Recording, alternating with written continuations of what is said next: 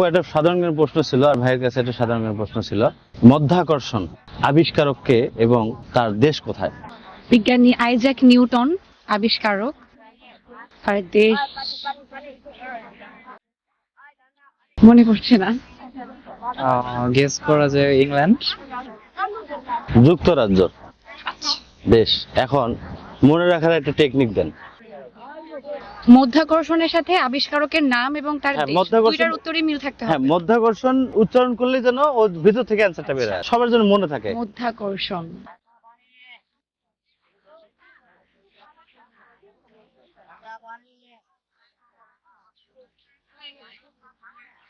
আচ্ছা, আমি প্রথমত আমার দেশের নামের সাথে আমি একটু মিলাতে পেরেছি। মধ্যাকর্ষণ, এখানে আকর্ষণ শব্দটা আছে, আকর্ষণের কারণে দুইটা জিনিস যুক্ত হতে পারে, তো সেটার সাথে আমি যুক্তরাষ্ট্রের নামটা মিল পাচ্ছি। আর নিউটনের সাথে কি হতে পারে? Isaac Newton. আচ্ছা, আইজ্যাক নিউটন। Isaac Newton.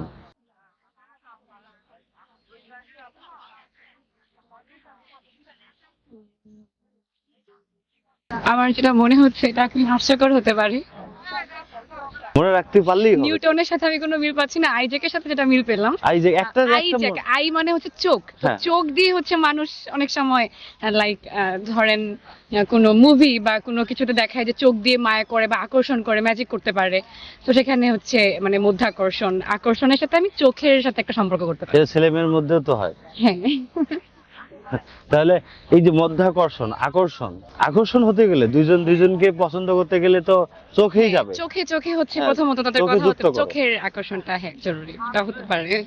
মনে হয় ভুল হবে আর? না, আর কোনোদিন ভুলবো না। আপাতত তো সব দিয়ে দিছে।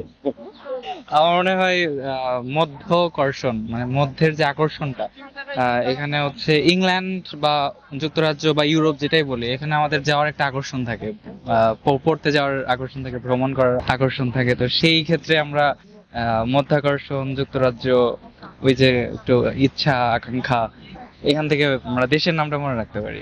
আপনি একটা টেকনিক বলছেন, আপুর সাথে আমি সাপোর্ট দিলাম। Thank R you. দর্শক আর একটা কমেন্টসে উত্তর দিয়ে দিন, যার যেটা যেভাবে নিতে পারে, যেভাবে মনে রাখতে পারে।